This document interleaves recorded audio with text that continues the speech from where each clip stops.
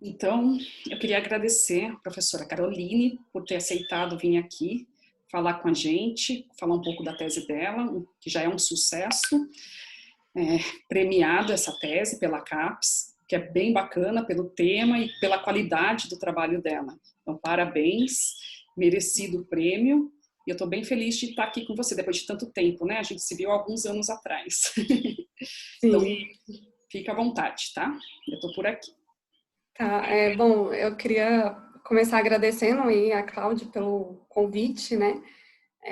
Ter a oportunidade de falar sobre esse campo de estudo, que é a arqueologia da repressão da resistência, que ainda está se consolidando no nosso país, né? Que se a gente pega o contexto da arqueologia brasileira, esse campo ainda é pequeno, né? Então, tem um espaço para discutir sobre a potencialidade da arqueologia no estudo desse contexto histórico, né? E também poder discutir questões, enfim, como direitos humanos, Estado Democrático de Direito, ainda mais nesse contexto que a gente está vivendo, né? Realmente é uma oportunidade muito bacana, eu fico imensamente agradecida, de verdade, e também agradecida a todas as pessoas que se inscreveram, né? E que mostraram interesse pela temática, né? Então, eu estou muito feliz, assim mesmo. Bom, mas eu vou fazer uma apresentação minha aqui rápida. Meu nome é Carolina Murta Lemos. Eu sou formada em arqueologia pela PUC de Goiás e eu tenho um mestrado em antropologia com concentração em arqueologia pela UFMG e terminei o meu doutorado em 2019 pela Universidade Federal de Sergipe, né? No meu doutorado, que é a pesquisa que eu vou, enfim, apresentar aqui para vocês hoje, eu trabalhei no campo exatamente da arqueologia da repressão da resistência, que alguns chamam de arqueologia da ditadura, né? Mas é o campo de estudo que vai estudar esse contexto histórico a partir das materialidades, né? Envolvidas tanto em ações de repressão quanto de resistência política. E é sobre isso que a gente vai conversar aqui hoje, né? Mas principalmente, focando principalmente no...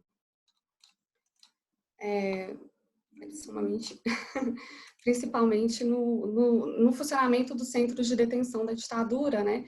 Que foram os meus objetos de estudo, tá? Então, vamos lá. Bom, como eu sei que tem um público bem diversificado hoje aqui, né? Tanto de pessoas que já trabalham com essa temática há muito tempo, mas também alunos de graduação. Eu queria fazer uma introdução melhor, uma análise mais detalhada, né, sobre o que foi a ditadura civil-militar brasileira, mas por questão de tempo, né, realmente, enfim, não vai dar. Mas eu queria colocar aqui algumas noções básicas, né? Primeiramente que o regime ditatorial aqui no nosso país, ele não foi uma exceção, né, entre as décadas de 60 e 80, no Cone Sul, aqui da América do Sul, surgiram vários regimes ditatoriais, não só no Brasil, né, mas, enfim, na Bolívia, no Chile, na Argentina, no Paraguai, no Uruguai, e todos guiados, né, pela doutrina de segurança nacional, por uma ideologia, enfim, anticomunista, né, e esses regimes, eles compartilham algumas similaridades, tá? Uma dessas similaridades, né, é que esses regimes, né, aqui também o brasileiro, eles buscavam neutralizar os seus oponentes, né, principalmente por meio de duas frentes, digamos assim, né? Uma delas é a restrição dos direitos civis e políticos, né? E a outra é a política de terrorismo de Estado. A restrição dos direitos civis e políticos se deu principalmente com a criação de uma base legal de exceção, né, que vai cercear aí os direitos dos cidadãos e também que vai centralizar o poder nas mãos do executivo, do poder executivo. E aí a gente tem os atos institucionais, né, que, enfim, que começaram, se a gente olha desde o AI1, né, enfim, até o AI7, por exemplo, a gente vê que são ferramentas legais que vão permitir cassações de mandatos políticos, que vão permitir os inquéritos policiais militares, que vão criar o sistema bipartidário, enfim, e várias outras formas de repressão, né, por meio dessa legalidade. E também a gente tem as leis de segurança nacional, a gente tem as leis de censura também, enfim, então eu poderia explicar aqui, eu até gostaria de explicar com mais detalhes toda essa base legal do regime, mas também por questão de tempo não vai dar.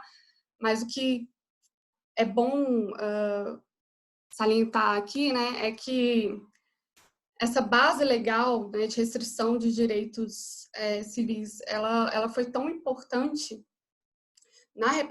no sistema repressivo, né, do regime ditatorial brasileiro, que Quinalha fala, né, que no Brasil existiu uma repressão política judicializada, mas que Teixeira chama também de uma legalidade autoritária, né? Então a gente tem toda a construção de uma aparência de legalidade de um regime autoritário, né, que vai permitir que essa repressão ocorra, né, a repressão dos cidadãos, enfim, dos oponentes políticos da ordem vigente. Então, isso é uma base repressiva importante da ditadura civil-militar brasileira, e a outra base é a política de terrorismo de Estado. O que é o terrorismo de Estado? Né? É uma forma de governar, né, na qual você tenta dominar a população por meio do medo. Né? Você aterroriza a população. Como que isso acontece? Né? Como que você atinge esse objetivo? Se utilizando de forma sistemática, né, da violência. Então, as torturas, os desaparecimentos, os sequestros, os assassinatos, eles vão ter esse papel, né, de implementar uma cultura do medo no nosso país, né, e não só no nosso país, mas também nos outros regimes. Eles também são regimes terroristas, né, dos outros regimes que eu citei aqui do Cone Sul. E aqui no Brasil isso também aconteceu, né, de se tentar fazer.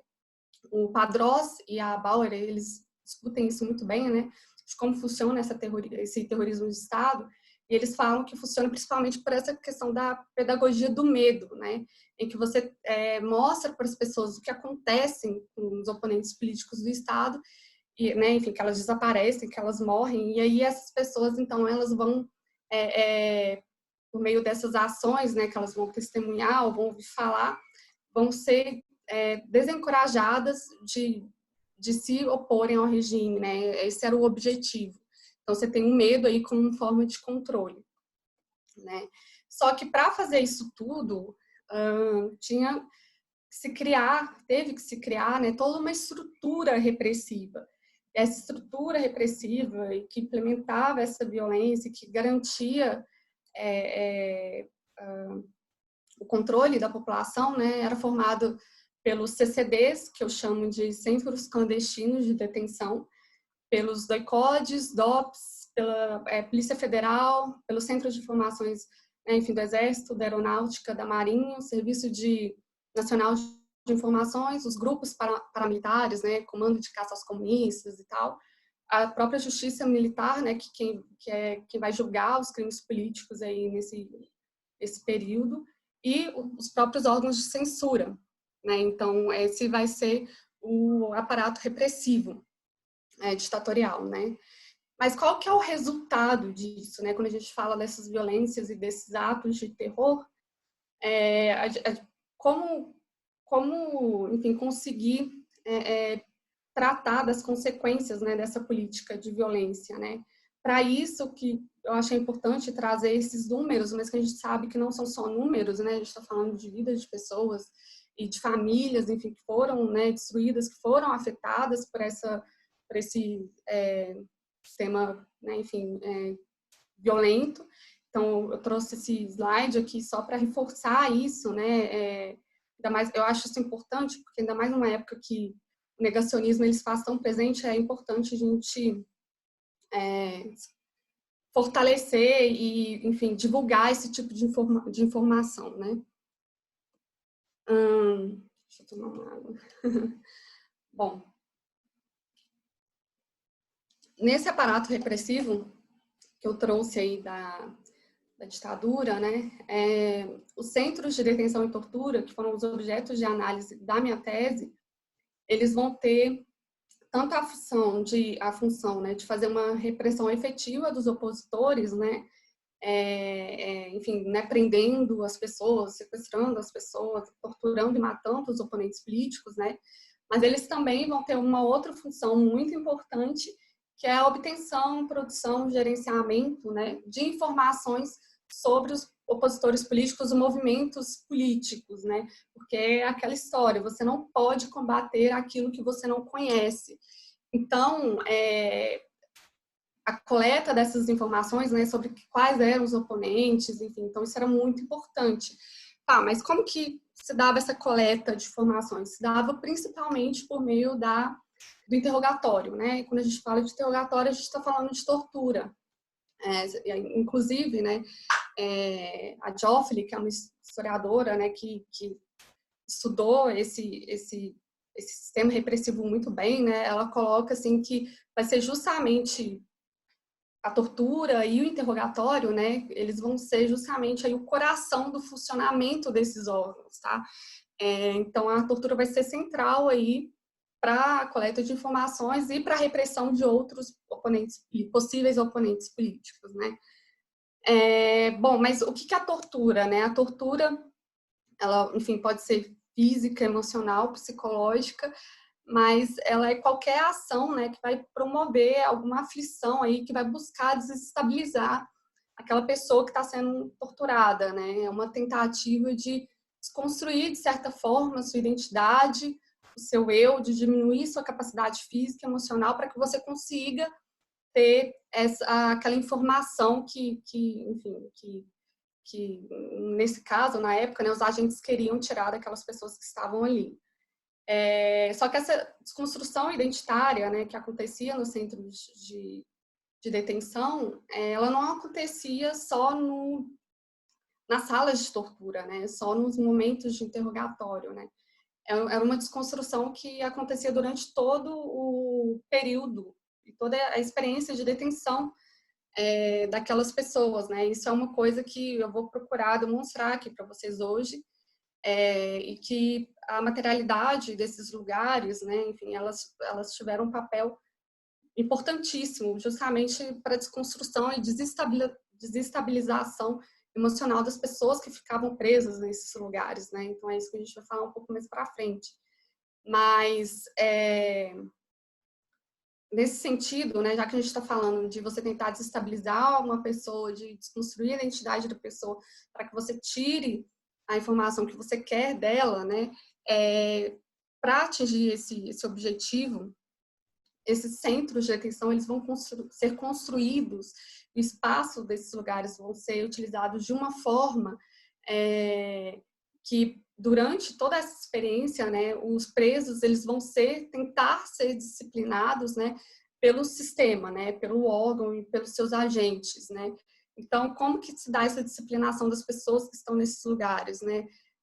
Vai ser pelo controle rígido do seu cotidiano, das suas atividades, das suas experiências, né? Enfim, pela construção de um espaço que permita a vigilância constante das pessoas que estão presas ali, e vigiando também o que elas estão fazendo, né? De um espaço que dificulte a comunicação entre essas pessoas também que estão ali, né? A comunicação e contato entre os presos, né? E essa lógica, né, de disciplinação do comportamento, de você colocar horário para dormir, horário para comer, enfim, tudo isso vai ajudar nessa desconstrução cotidiana, diária, né, durante o período que essas pessoas estão nas celas e não somente nas salas de tortura, né. E essa característica de disciplinação que ocorria no centro de detenção não é algo, digamos, excepcional ou exclusivamente atrelado ao centro de detenção da ditadura. Essa tentativa de disciplinação por meio de um espaço, né, no qual você consiga vigiar as pessoas constantemente. E isso está presente em qualquer arquitetura ou espaço prisional. É uma coisa que o Foucault discute, enfim, também. Mas que é uma característica que também está presente no centro de detenção, né? E que está voltada aí justamente para a desestabilização daquelas pessoas, para conseguir informações que possam ajudar aí no controle, enfim, da população, dos oponentes políticos da ditadura, né? E é justamente por isso que eu falo que, para mim, né, os centros de detenção, eles vão ser os agentes disciplinares do terrorismo de Estado, né? Que é por meio desses lugares que essas pessoas, que o Estado, né, vai buscar disciplinar essas pessoas e conseguir o que quer delas, né? Enfim, que vai buscar a destruição da identidade, de certa forma, aí, dessas pessoas, né? Tem uma coisa que eu, além de fazer a análise da materialidade desses locais, eu também entrevistei algumas pessoas que passaram pelos locais que eu analisei, né? E tem uma fala que sempre me afetou muito, né, de uma dessas pessoas, de que o momento que é o Maurício Politi, ele chegou a ficar preso no DEOPS, no DOI-CODE, que é um dos centros que eu analisei, que eu vou explicar mais para frente, mas ele fala assim que o momento que a pessoa pensava, né, eu não sou ninguém, eles podem fazer comigo o que eles quiserem, é aí que a pessoa fala, né? Então, isso é só para demonstrar que justamente a função desses lugares é fazer isso, né? Fazer com que essas pessoas, elas fiquem totalmente desestabilizadas, né? E essa desestabilização, ela também se dava por meio de estímulos, não só por meio da arquitetura, né? Que é uma arquitetura que controla, que vigia, que separa as pessoas, que tenta cortar a comunicação das pessoas, porque quando você se comunica com outras pessoas, né, surgem oportunidades de solidariedade e tal, que aumenta as chances de resistência a esse sistema, né, e a essa opressão. Então, mas não é só o espaço que ele vai ser importante nisso, né, de aumentar a vigilância e de tirar as pessoas contato uma com as outras, né, tentar controlar esse contato, mas também por meio da própria ambiência que é formada nesses lugares, né, e por meio de estímulos e privações sensoriais específicas, como, por exemplo, deixar as pessoas sem comerem por muito tempo, isso é uma forma de fazer isso, de fragilizar essas pessoas, de fazer ambientes muito quentes ou muito frios, no qual a pessoa não tenha possibilidade de, né, enfim, de se sentir mais confortável. Na maioria desses centros de detenção, a gente está falando de lugares também que não tinham camas, ou que se tinham camas, eram camas sujas e que não estavam disponíveis para todos os presos, né, em casos de celas lotadas. Ambientes também no qual as luzes ficavam acesas o dia inteiro, ou os presos ficavam completamente no escuro, né, no caso das solitárias. Então, por meio de vários hábitos, ações, né, enfim, que vão ser criadas nesses locais, né, nessa ambiência mesmo assim, de terror extremamente desconfortável,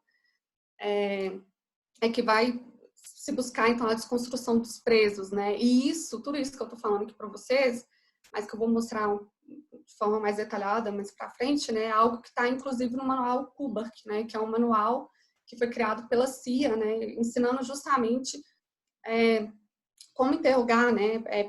Como interrogar presos, né? Como desestabilizar essas pessoas, né?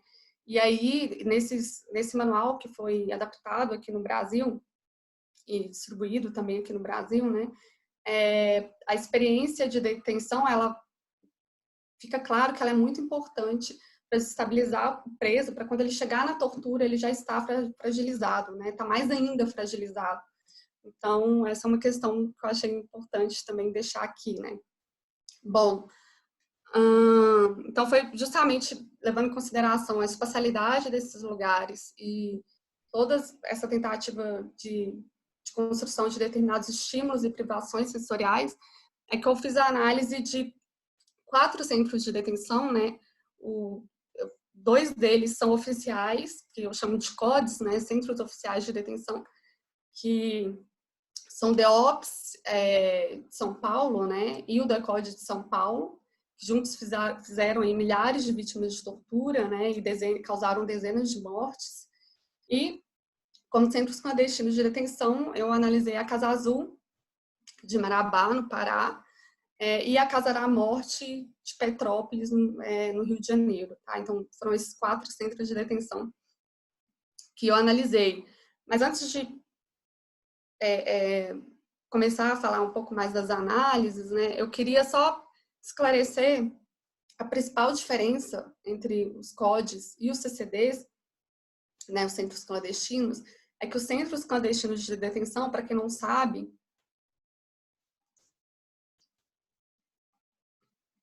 eram lugares, né, secretos, eram centros de detenção secretos. Então, enquanto, né, a gente pega, por exemplo, o DEOPS e o DECODE de São Paulo, são lugares públicos que todo mundo sabe onde fica, os centros de detenção eram construídos, né, por exemplo, em propriedades privadas, né, sem que as pessoas soubessem, então eram centros secretos mesmo, lugares onde presos políticos eram levados para serem torturados, né, enfim, para serem mortos e também para virarem agentes do Estado, né, por meio da tortura e da intimidação. Também nesses lugares tinha tentativa aí de transformar essas pessoas que estavam nessa situação em agentes do Estado, né, como se fossem espiões, digamos assim, né, pro regime. Então essa é a principal diferença, né, que quando o preso ele vai para o centro clandestino de detenção, como ele está num lugar secreto, né, é como se ele tivesse um lugar que não existisse, né, então a gente está falando de desaparecido já, né, quando você está no centro de detenção, você já é um desaparecido, né, por isso, né, que os CCDs vão ser os órgãos aí onde os presos vão ficar numa vulnerabilidade extrema, porque você não tem nenhum tipo de testemunha aí, né, de que aquela pessoa estava ali, né, o testemunho oficial, digamos assim, né. E justamente por conta disso, nesses lugares se tinha uma maior liberdade aí, né, para aplicação das torturas, enfim. Então, essa é a diferença dos CCDs, né, e dos CODs, né. E os CCDs, geralmente, eles estavam ligados, enfim, aos DOI-CODs ou aos centros de informações, né, das Forças Armadas, mas eram lugares secretos, né, que não existiam, né. E eles começaram a funcionar principalmente depois a partir da década de 70, né? Justamente porque as histórias de atropelamentos, de suicídio e de confronto armado, né, que justificavam mortes de opositores políticos que foram executados, essas histórias começaram a ser questionadas, né, e começaram a manchar também a imagem do regime no exterior. Então, tentando contornar isso, né, enfim, esses escândalos, né, enfim, que os CCDs começaram a ser utilizados no país de forma sistemática e regular, né, e aí que começa a fase dos desaparecimentos também no nosso país, né. Então, nesse sentido, o CCD também vai ser importante porque ele vai manter uma determinada aparência de legalidade, né, enquanto ao mesmo tempo ele vai aumentar e tornar mais abrangente aí a repressão política, né, né, com essas ferramentas aí de extermínio, de desaparecimento, né, vão ser os CCDs. E aí, nesse slide, só coloquei 2 exemplos, né, mas existem vários, de mortes, né, que foram forjadas, né, enfim, mas que está falando de pessoas que foram mortas pelo regime, né. Então, é só para dar um exemplo. Bom, mas como que eu fiz a análise, né, desses centros de detenção?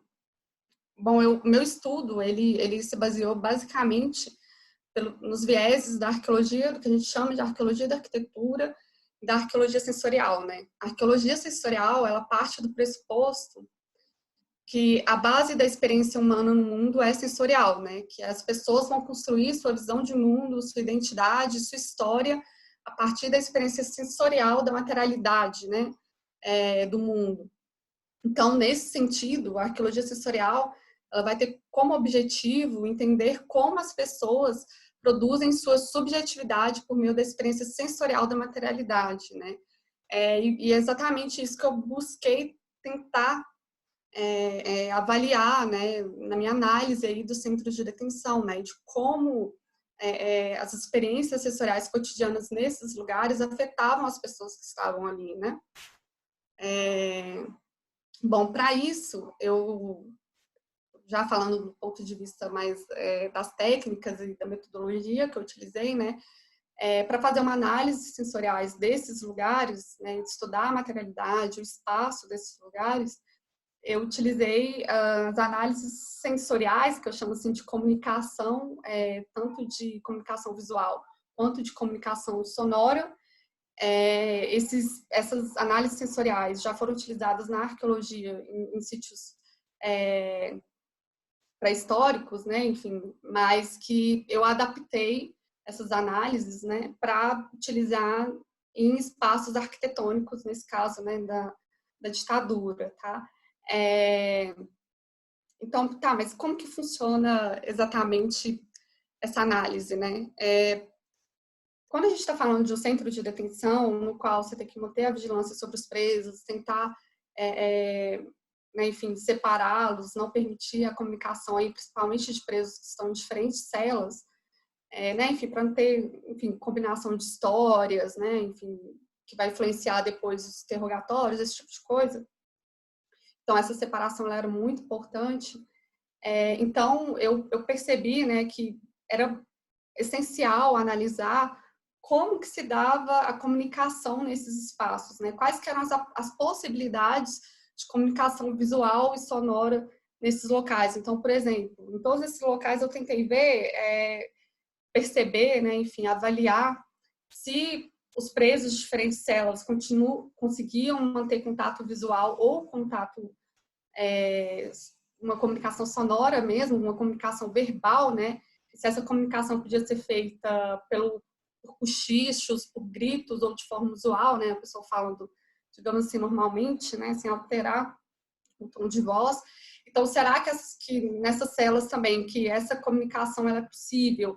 Será que os agentes ou os vigias não conseguiam identificar essa comunicação por meio da configuração espacial? Também tentar impedir essa comunicação. Então, todas essas questões que são realmente centrais no funcionamento desses lugares é que eu tentei entender aí pela análise, principalmente da comunicação visual e sonora, né? Mas, além disso, vocês podem ver aí nessa ficha, né, que eu também levo em consideração, digamos assim, as propriedades sensoriais desses lugares. Então, quando eu visitei esses lugares, né, eu tentei também ver as características, né, relacionadas à umidade, se são lugares muito úmidos, temperatura, como se dá a circulação de ar, o tamanho dos cômodos, né, a sensação que você tem de estar nesses cômodos. É claro, obviamente, que esses lugares já passaram por algumas alterações, né, os lugares que eu escolhi aqui para trabalhar, mas mesmo com essas alterações, né, levando em consideração essas alterações, dá para adaptar a metodologia e dá para tirar algumas informações importantes desse tipo de análise, né? Eu também tentei estipular, por meio desse viés sensorial, né, o campo de visibilidade de cada cômodo, né? Como que a partir de cada cômodo você consegue ver o espaço ao seu redor, que isso também está atrelado ao controle, né, dos agentes sobre os presos, sobre outras pessoas que circulem aí nesse local, né? Então, é basicamente isso. Quando a gente fala da análise sensorial que eu fiz no meu trabalho, é exatamente o que está nessa ficha aí, né? Só para explicar um pouquinho. Bom, além das análises sensoriais, eu também entrevistei, né, como já disse, pessoas que passaram por esses locais e essas entrevistas elas foram pautadas exatamente nessas experiências sensoriais, porque as pessoas me falassem, né, quais que eram os cheiros, texturas, temperaturas, como eram as comidas, como, né, enfim, eles estavam vestidos, qual que era a luminosidade, como eles conseguiam se movimentar nesses espaços ou não, enfim, então tudo isso também foi abordado durante as entrevistas que eu realizei, né? E agora já voltando mais para a arqueologia da arquitetura, né? A arqueologia da arquitetura, ela defende que todo edifício ou toda construção arquitetônica, ela pode ser analisada como uma materialidade, né? Assim como os objetos do nosso dia a dia, né?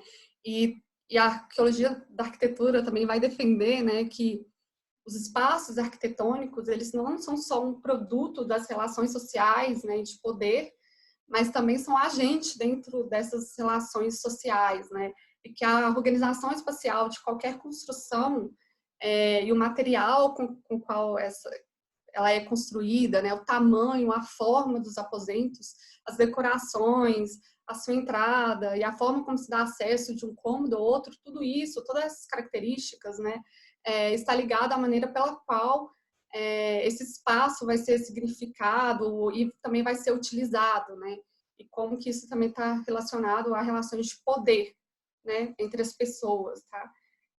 E além disso, né, a arquitetura, ela provoca, como disse Palasma, né, ela provoca relações corporais, né, e reações também corporais, né. A forma como a gente vive num determinado local, né, isso afeta a gente, né, afeta a nossa experiência no mundo e a nossa vivência e a forma como a gente enxerga o mundo.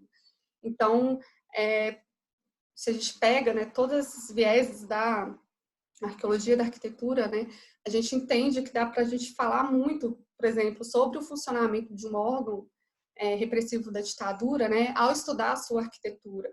Porque estudando essa arquitetura, você também está estudando essas relações de poder, essas relações cotidianas, né, essas relações sociais.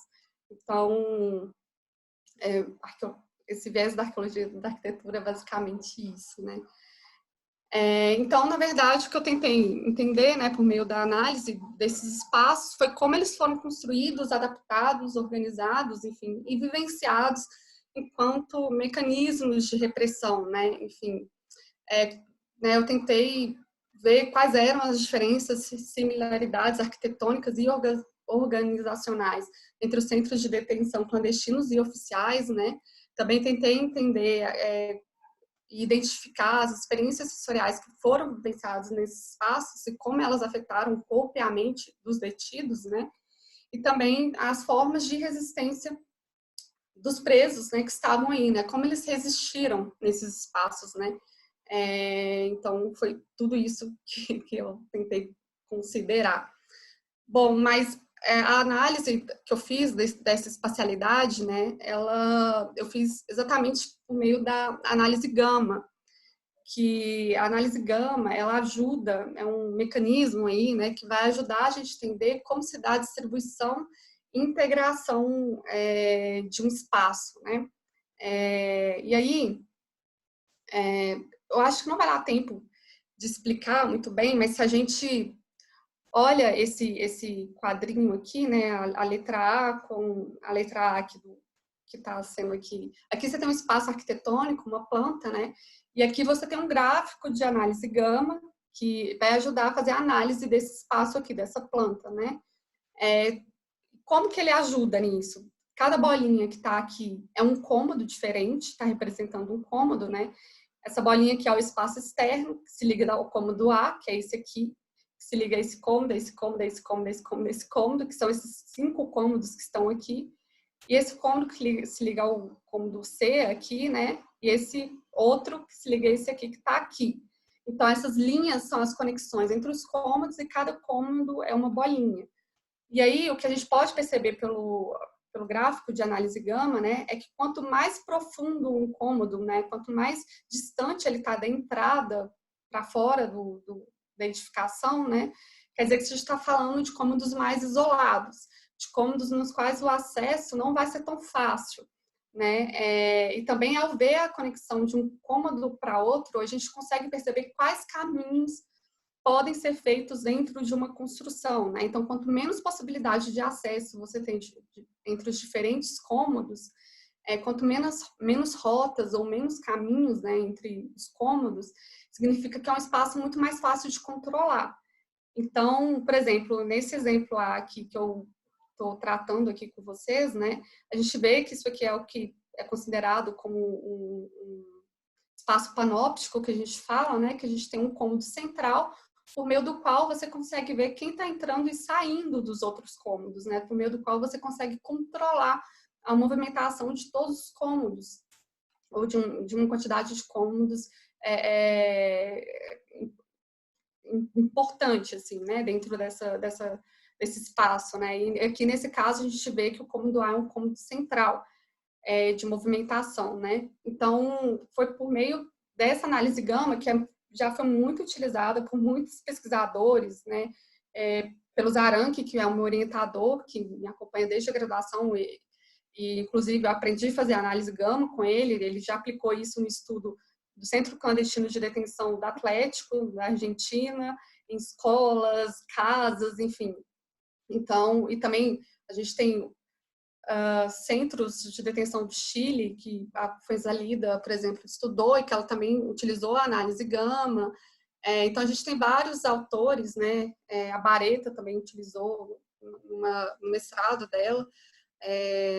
Enfim, então a gente tem vários pesquisadores, né, que vão utilizar a análise gama para tentar entender a espacialidade aí de centros de detenção ou também de outros espaços sociais, né? Bom, o meu primeiro estudo de caso, né, enfim, pelo menos o primeiro que eu vou explicar aqui para vocês, né, é exatamente a Casa da Morte de Petrópolis. Essa casa, ela se localiza no bairro residencial e com poucas casas, tá, na cidade de Petrópolis, e foi um local que funcionou aí no começo dos anos 70, e que foi organizado pelo CI, pelo DECODE do Rio de Janeiro, né, e que a única pessoa que conseguiu sair daí viva, né, e daí o nome, né, Casa da Morte, foi a Inês Etienne Romeu, né? Ela permaneceu 3 meses presa aí em 1971, e aí ela conseguiu enganar seus agentes, né? Enfim, os agentes no sentido que estavam torturando e que eram responsáveis por ela, né?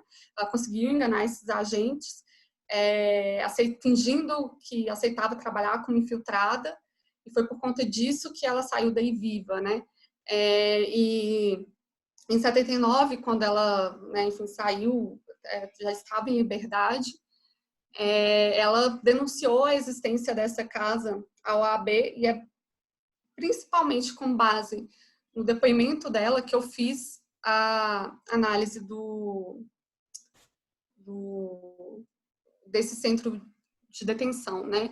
Porque eu não consegui fazer as análises sensoriais, né? Eu consegui fazer uma visita rápida à casa. Essa casa, ela, enfim, o dono dela me deixou entrar. Eu consegui convencer ele a me deixar entrar para conhecer a casa, mas, né, enfim, eu não pude tirar fotos, não pude fazer análise sensorial. Então, tudo que eu tinha como base para interpretar essa materialidade, né, na Casa da Morte, foi com base no testemunho da Inês. Bom, a Casa da Morte, por meio da análise gama, a gente vê que ela possuía espaços não distributivos, né? E aqui, só para falar para vocês um númerozinho que vocês estão vendo aí dentro dos círculos e tal, corresponde a esses cômodos que estão nas plantas baixas, tá? Peraí. Isso, tá. E a gente vê que é um espaço não distributivo, né? Você tem o cômodo 3, que é um espaço de controle importante, que é esse corredor, né? Que por ele dá para você controlar quem está entrando nos quartos, né? O cômodo 4, 5, 6 são quartos que eram utilizados como celas. O cômodo 2, que é a sala da casa, né? Porque essa foi uma casa que foi construída e que depois foi, né, enfim, para ser uma habitação de uma família, mas que depois acabou sendo utilizada como centro clandestino, né? Então, aqui no cômodo 2 você tem uma sala, tá?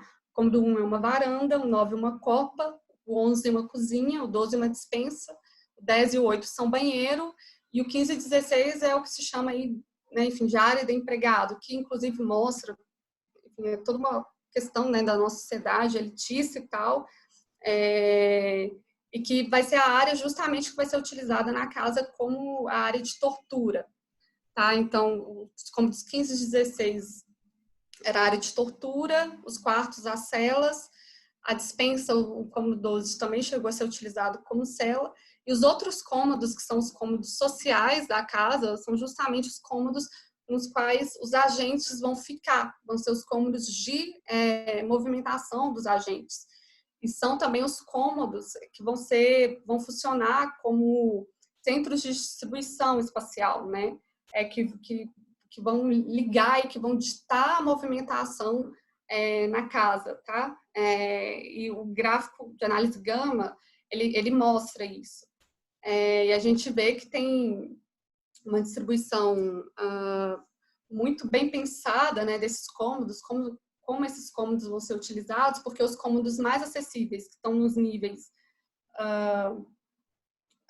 mais baixos, assim, né, o 11 e o 12 e o 15 e o 16 vão ser uma exceção, assim, eles vão parecer que eles são acessíveis, mas na verdade não são, porque eles estão nos fundos da casa, então eram cômodos mais isolados, por mais que eles tenham acesso ao ambiente externo, que é o ar que está aí, mas vão ser mais isolados, e quando a gente vê a outra parte da casa, né, que não é a cozinha, que não seja a área aí da empregada, a gente vê que são os cômodos sociais estão nos níveis aí mais baixos, né?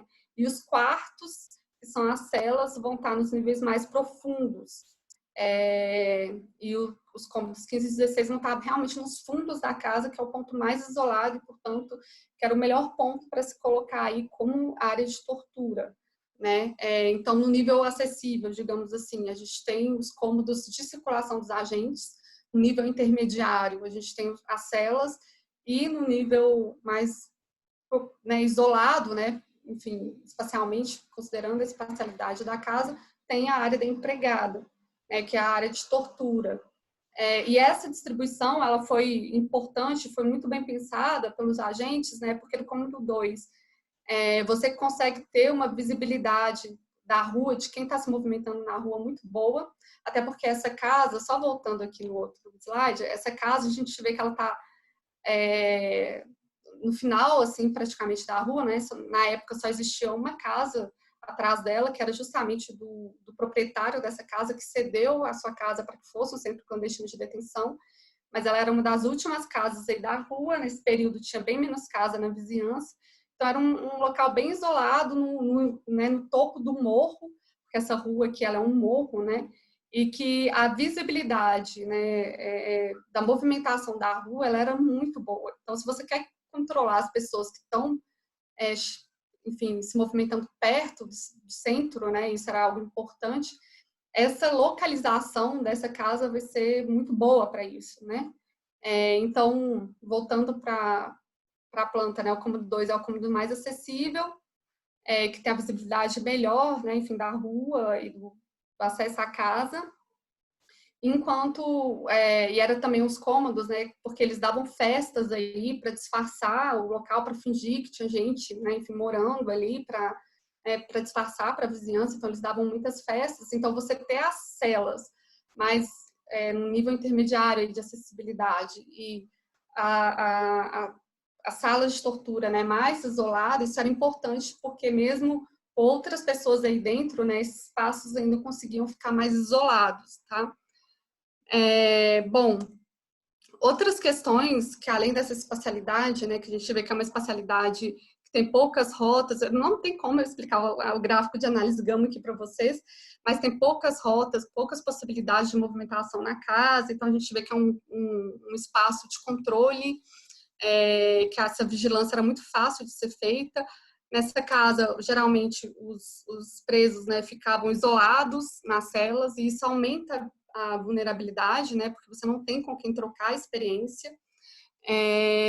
Além disso, a Inês, ela fala que ela conseguiu ouvir torturas aí, então, quando ela estava na cela, ela conseguiu ouvir outras pessoas sendo torturadas, e isso é algo que se repete em todos os centros de detenção, e isso é uma tática de terror, porque, né, a pessoa ela fica imaginando quando aquilo vai acontecer com ela novamente, né, é um lembrete de que ela vai passar por aquilo a qualquer momento, e também tem toda a questão, né, né, será que aquela pessoa vai sair viva dali?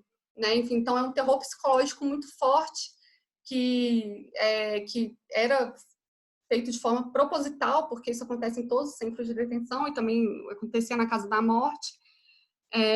Os detentos aí também eram obrigados a realizarem tarefas domésticas, né? Enfim, cozinhar, cortar lenha, limpar, As condições de higiene, pelos relatos da Inês também, não eram boas. Enfim, inclusive, ela perdeu 20, ela saiu do CCD 20 quilos mais magra, né? Porque a alimentação dela era muito precária.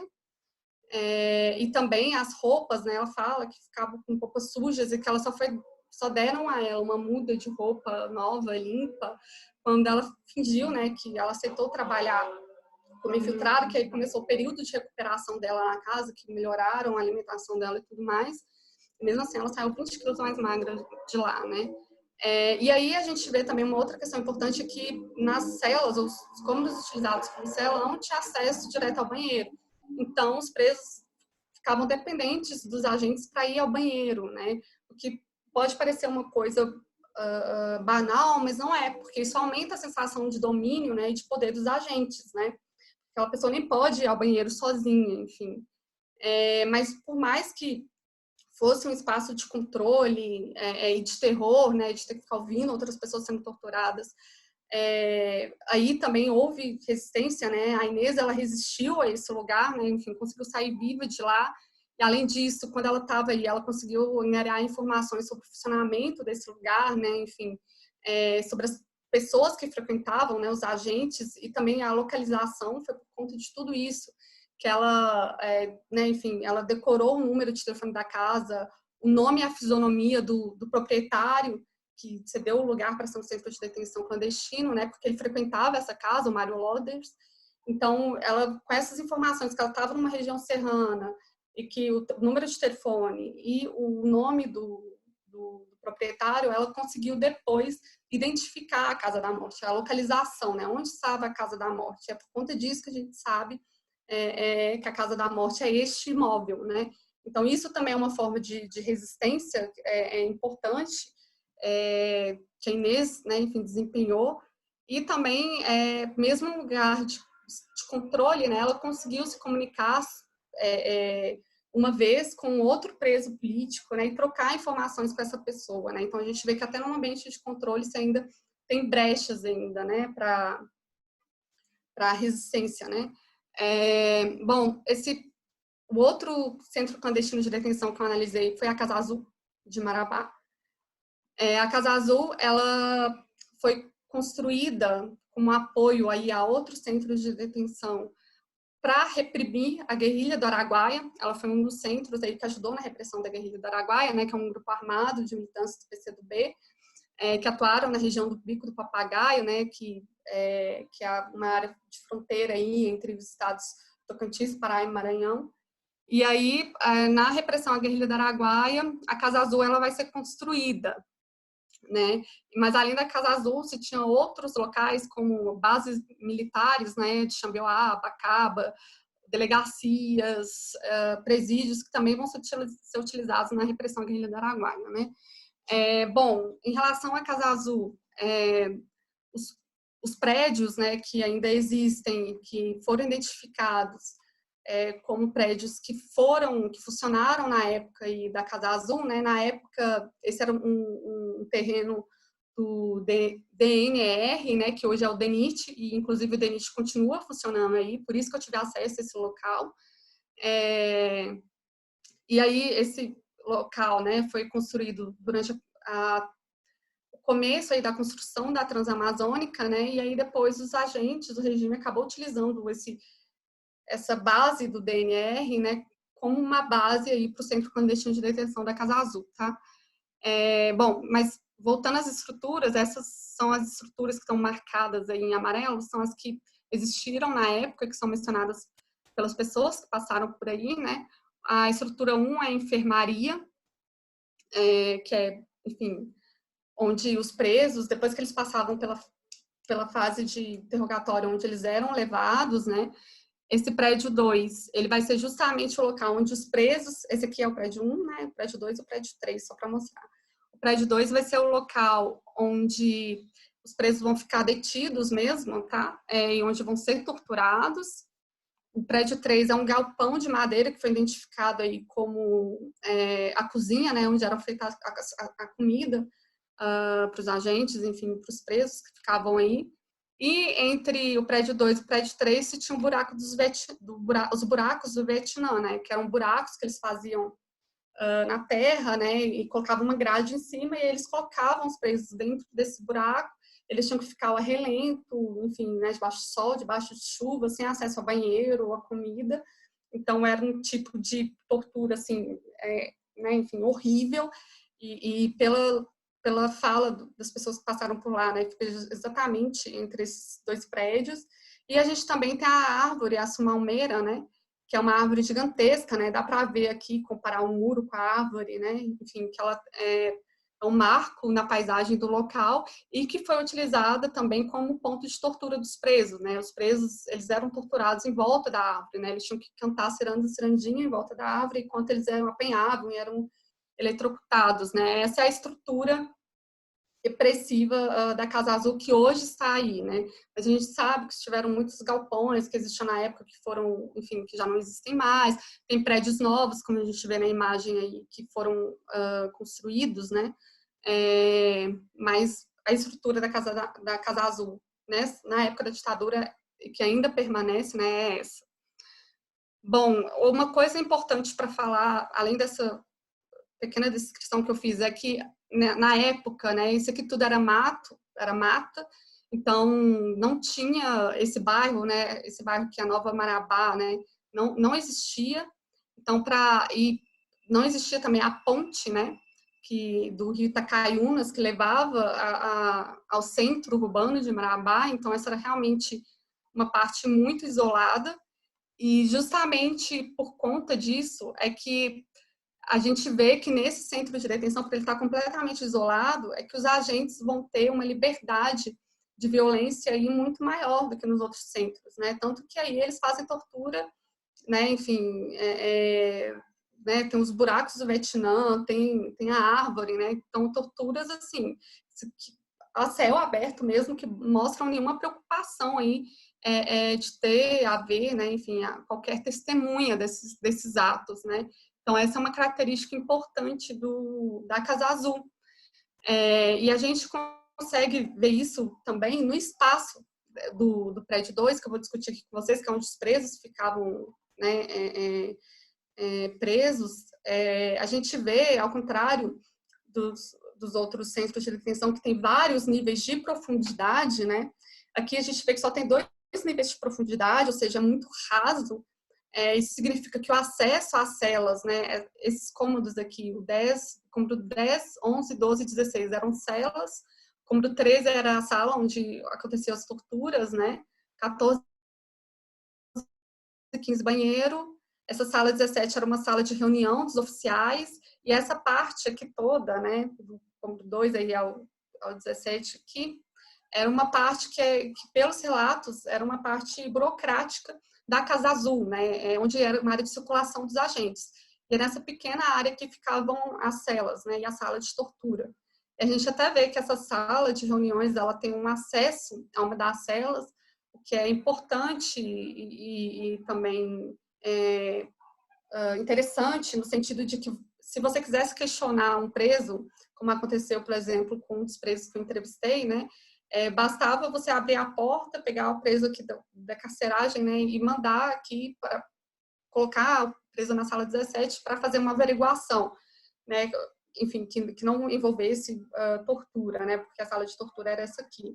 Mas esse acesso à carceragem, isso é estratégico também, e a gente vê que a gente está falando de espaços panópticos, né, de espaços onde esses corredores, o 9 e o 1, vão servir como centros aí de vigilância e de controle de tudo que está acontecendo nos outros cômodos, né? De como as pessoas estão se movimentando. Mas, enfim, o que me deixou muito impressionada é que as celas e a sala de tortura são cômodos muito acessíveis do ponto de vista do lado externo do edifício, né? Mas, para mim, isso é uma exceção, e isso aconteceu por quê? Porque você está falando de um lugar muito isolado, que você tem mata, e que você tinha uma vigilância extensiva do lado exterior da casa, né? Muitos soldados, né? De acordo com os relatos.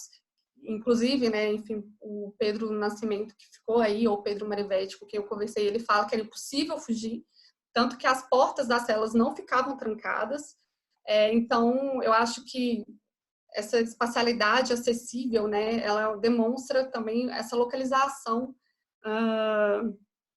isolada desse centro de detenção, que é algo que a gente não vê nos outros, né, isolada desse nível, né, e isso se reflete na configuração espacial. Bom, além da Casa, né, já agora que eu falei um pouco da espacialidade da Casa Azul, também tem que falar que, do ponto de vista sensorial, esse lugar era, enfim, extremamente abafado, quente, não havia nenhum móvel nas celas, né, então os presos dormiam no chão. Isso quando eles tinham espaço para deitar, porque essas celas muitas vezes ficavam lotadas, né, então eles às vezes tinham que dormir sentados. Além disso, a comida era intragável e de má qualidade, todas as pessoas afirmam isso. E a forma como eles se alimentavam também era uma forma degradante, né? Enfim, não tinha talheres, não tinha nada, era uma latinha de Skol com a comida lá dentro, que, enfim, eles tinham que comer. E isso é um desconforto que inclusive, os presos, eles falam sobre isso, né? De como eles se sentiam mal tendo que comer dessa forma, inclusive. Eles também não tinham acesso direto às instalações sanitárias, aos banheiros, né? Eles tinham que pedir autorização para ir ao banheiro. As luzes aí ficavam acesas durante toda a noite, o que dificultava o sono dos presos, e se você não dorme, você fica mais cansado e você fica mais vulnerável, né? Então, essa era uma tática. E também a outra questão é que eles conseguiam ouvir os gritos de tortura, né? Tanto o pessoal que estava no buraco do Vietnã, como também na sala 13, né? Onde aconteceu as torturas. Então, eles falam que era o dia inteiro tortura, né? Gritos e tal, e quando o grito acabava, os agentes colocavam um som alto. Então, eles falavam que era impossível dormir aí, né? Além disso, também os detentos eram obrigados a trabalhar na Casa Azul, né? O Abel Honorato, que eu entrevistei, ele foi obrigado a trabalhar aí durante muito tempo. Ele servia comida, levava os presos para tomar banho de sol, ou levava os presos também para o banheiro, tratava de presos na enfermaria, tratava da limpeza do local, enfim. Então, essa também era uma forma de opressão, né? Essa pessoa, você obrigar ela a trabalhar e fazer, e estar nesse lugar horrível, né? Durante muito tempo, mesmo depois que, teoricamente, ela foi liberada, mas não foi, né? Ela só não é mais torturada, mas é torturada de outras formas, e essa questão de obrigar a pessoa a fazer atividades, isso é uma forma também de tortura, né? Enfim, humilhação, enfim. Então, a gente vê que a Casa Azul também vai ser um espaço muito violento, né, e repressor, né, e era um espaço que, por mais que a gente veja, né, que como uma porta está de frente para a cela, né, para outra cela, e como é um espaço muito pequeno, e que os presos conseguiam se comunicar de forma usual, né, por mais que a comunicação visual, como as portas ficavam algumas vezes abertas mesmo, e a comunicação usual verbal, ela era muito fácil de ser realizada, né? Parece que eles tinham maior liberdade aí, os presos utilizavam isso de forma inteligente para saber o que estava acontecendo ao seu redor, quem que estava indo para a sala de tortura, quem que estava saindo de lá, em que estado a pessoa estava saindo de lá, isso eram informações importantes, mas mais que isso acontecesse, né, que essa espacialidade desse essas, digamos, facilidades para os presos, ao mesmo tempo, como é um espaço panóptico pequeno, né, o agente que era responsável pela vigilância, que ficava na porta ali do corredor 9, ele conseguia muito bem parar qualquer tipo, pelo menos, de comunicação verbal entre as celas, né, porque ele conseguia ouvir. Então, essa questão aí a comunicação visual, que vai ser a principal forma de resistência aí dos presos, né, de tentar ver quem que está nos outros cômodos, né, porque a comunicação sonora era facilmente interrompida, pelo menos entre as celas, né. Bom, o DOI-CODE de São Paulo, gente, eu nem sei quanto tempo faz que eu estou falando aqui no celular, mas o DOI-CODE de São Paulo, vamos continuar, o DOI-CODE de São Paulo, qualquer coisa você me dá um alerta aí, Cláudia. O DOI-CODE de São Paulo, ele foi, na verdade, um complexo, né, formado por, assim como a Casa Azul, por diversos edifícios, tá? E o DOI-CODE, ele funcionou de 70 a 82, ele fez, enfim, dezenas de vítimas, tá? e foi um órgão repressivo central aí da ditadura civil-militar brasileira. Né, ele foi o modelo, né, que inspirou, né, a criação dos doicodes, né, no restante das zonas de defesa interna espalhados pelo país. E é justamente pela importância desse órgão e também pela possibilidade de acessibilidade que eu tive, que eu decidi investigar o doicode, né.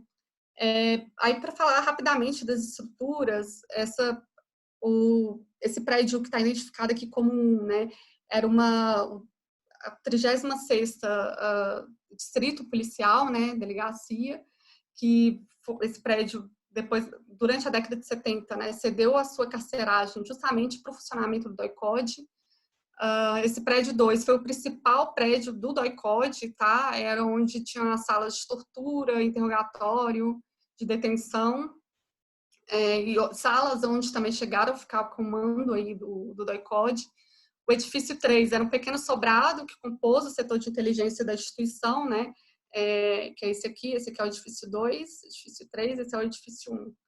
E ele foi construído aí durante a coordenação do USTRA. O edifício 4 é um alojamento que foi construído no final da década de 70. Esse edifício 5 é uma oficina que foi construído depois de 1973. E essa estrutura de garagem e estacionamento, né, também foi construída aí durante a coordenação do USTRA, né? Essa é a estrutura do doicode, né, a estrutura material do doicode. E aí, eu só vou mostrar aqui para vocês, vou falar do espaço, da espacialidade dos prédios 1 e 2, que eram os prédios onde ficavam as celas, né? Aqui tinham as celas específicas do doicode, e aqui a área de carceragem da delegacia que foi cedida ao doicode, né? Mas que também aqui nesse prédio também tinha salas de tortura, né? 3 salas de tortura. Então, como aqui são espaços que os detentos, nos quais os detentos viveram, né? Então, são esses espaços que importam para mim interpretar, né? Então, são os que eu vou discutir aqui com vocês. Eu vou começar pelo edifício 2, que era o edifício central, né? E aí, a gente falando do espaço, a gente vê que os primeiros... Ai, gente, peraí, tá. Esse primeiro andar aqui, ou térreo, né? Que é o andar mais acessível, né? Enfim, que é bem aqui, ó. Por aqui você entra no prédio, né? Aqui você tem o refeitório, aqui a escada que sobe para os outros andares, né? Que é bem isso aqui. Essa é a escada, o refeitório, o depósito de armas, né? E o local onde era feita a identificação dos presos políticos quando eles chegavam no doicode. Então, essa primeira área aqui que é acessível é uma área, digamos, burocrática, logística, né? E aí, no segundo andar, né, subindo as escadas, a gente já chega onde eram realizados os cômodos, né, que 12, 11, 10 e 9, onde eram realizados interrogatórios que eram utilizados como celas.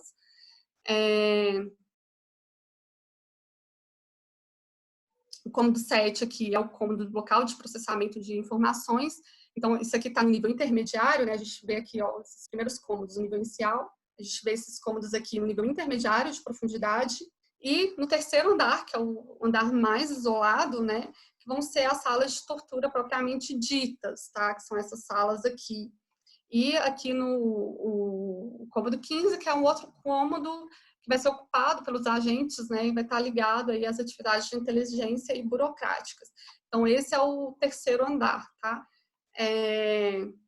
E aí, como no caso, por exemplo, da Casa da Morte, né, que a gente viu, então a gente vê que os cômodos burocráticos e de circulação de agentes, né, enfim, eles são os mais acessíveis, as celas em nível intermediário e o espaço onde ocorriam as torturas, né, são os espaços mais isolados, né? E isso é uma tática, porque já que você está falando de tortura, interrogatório, você está falando de informações a respeito aí, né, da segurança nacional, então esses são cômodos que tinham que ter um controle, que não eram qualquer pessoas que podiam estar perto desses cômodos e vendo o que acontecia nesses cômodos, né? Até também pela própria hierarquia que existia entre os agentes, né? Enfim, você tinha equipes específicas que faziam interrogatório, né? Então, também era de interesse que esses cômodos ficassem mais isolados, que os cômodos mais acessíveis são aqueles que não acontecem atividades, enfim, comprometedoras, né? Então, e as células no nível intermediário também, elas servem aí para dificultar possíveis fugas, né? Enfim, esse tipo de coisa, né? A gente aqui também vê que a gente também está falando de espaços panópticos, em quais os corredores eles vão funcionar também como pontos de controle. Então, a gente no corredor, né, ele consegue ver quem que está saindo de cada cômodo, né? Enfim, quem que está circulando também entre os andares, né? Inclusive, essa foto que eu coloquei aqui do lado é uma foto, né, do cômodo 7, que mostra o campo de visibilidade desse cômodo, que a pessoa, estando ali na porta, ela consegue ver quem que está saindo de cada cômodo e quem está subindo ou descendo as escadas, né? E aí é justamente esse cômodo que tem esse campo de visibilidade tão bom que vai ser o cômodo aí utilizado pelos agentes, né? Tanto no segundo quanto no terceiro andar. E também a gente tem que ver que os espaços que tinham mais janelas, que maiores, né? São exatamente os espaços também que vão ser ocupados pelos agentes, enquanto as células eram cômodos menores, que, enfim, que às vezes eram colocado material tipo Eucatex nas janelas, né? E os presos às vezes ficavam completamente no escuro. Enfim, então eram cômodos bem mais desconfortáveis, realmente esses cômodos são bem pequenos, mesmo a pessoa ficando sozinha aqui, e também são cômodos que não estão ligados ao banheiro, né? Então a pessoa também ficava dependente dos agentes, né, para ter que ir ao banheiro. Só que você tem, né, nesses casos, você tem relatos de pessoas falando que não conseguiam esperar até ir ao banheiro muitas vezes. Então você fica numa cela, né, e também a sujeira, né? A sujeira é algo que também é comentado pelas pessoas que passam nesses lugares, né? Então imagina, esse lugar já é sujo ainda, com você ainda tem que fazer suas necessidades fisiológicas nesse local. Imagina como é ficar num lugar desses, né? Então essa é a espacialidade e ambiência aqui desse prédio, né? Outra questão desse prédio é que como a comunicação verbal era muito fácil, inclusive entre os andares, você está no andar de baixo, você consegue ouvir o que acontece no andar de cima. Então, quando ocorriam torturas, os presos que ficavam nas células do segundo andar, eles conseguiam ouvir, né, tudo ali o que estava acontecendo, né? E não só, uma coisa também que eu consegui ver pelas análises sensoriais é que dava para ouvir os gritos, inclusive, no outro prédio, né? Então, realmente, esse ambiente aí devia ser um ambiente de terror mesmo.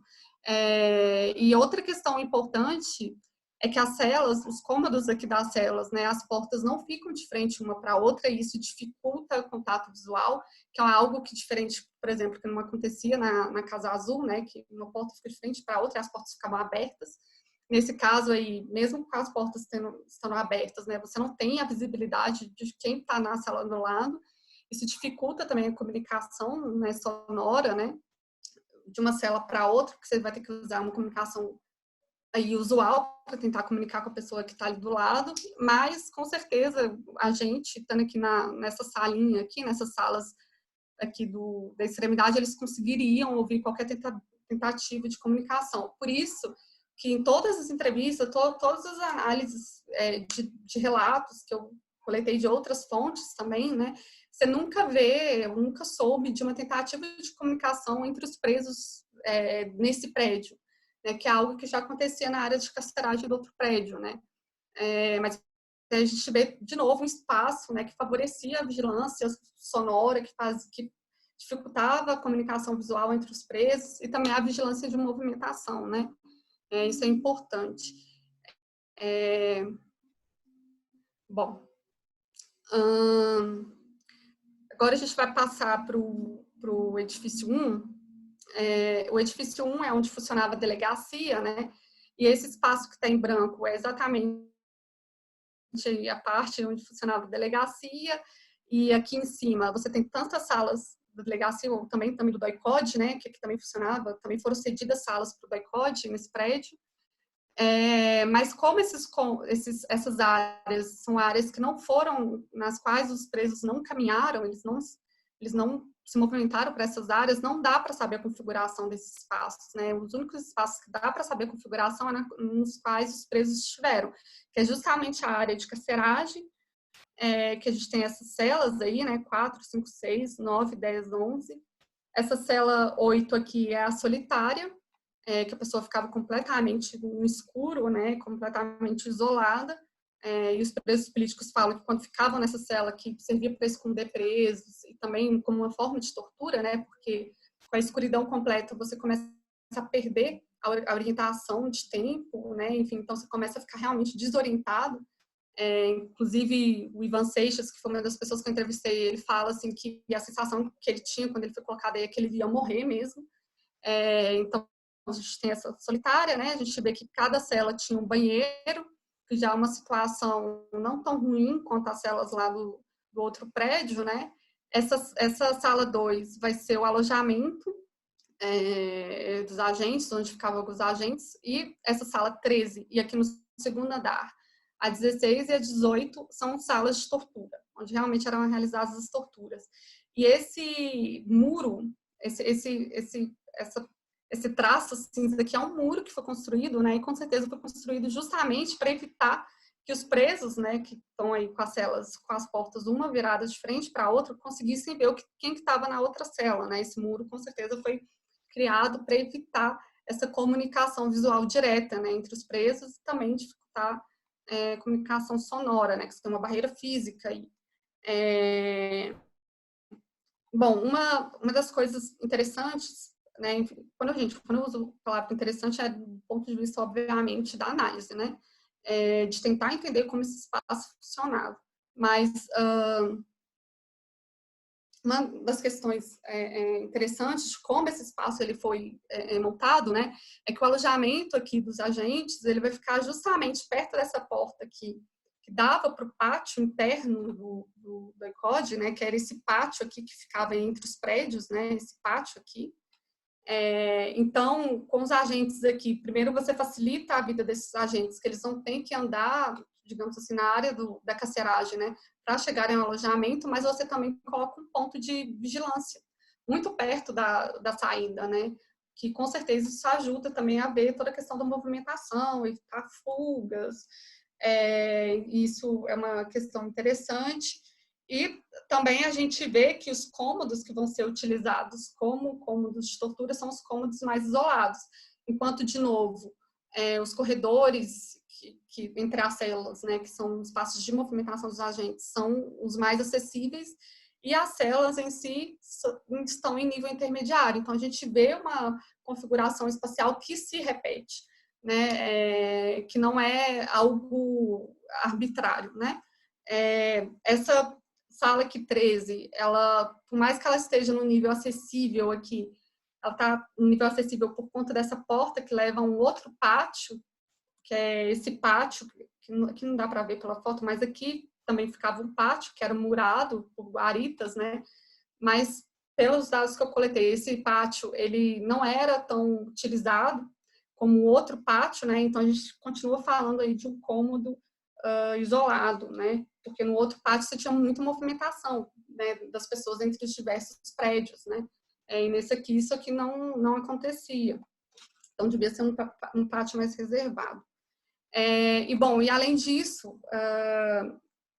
os presos que eram torturados nesse prédio, né, os presos que estavam na cela, eles conseguiam escutar as torturas. Então, a gente ainda nesse prédio repete essa tática repressiva, né, que é de amedrontar os presos pelos gritos de tortura, né? Inclusive, uma coisa que eles faziam muito, também pelo relato, né, das pessoas que passaram por aí, é que eles guardavam o pau de arara debaixo da escada, e quando eles iam torturar alguém, eles faziam um barulho enorme com o pau de arara para mostrar para os presos que alguém ia ser torturado.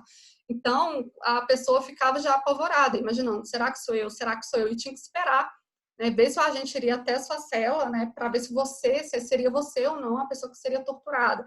Isso é algo também, né, essa coisa de você não saber quando vai acontecer a tortura, isso também é uma tática repressiva utilizada em todos os centros de detenção, né, que você deixa a pessoa em um estado de medo constante, né.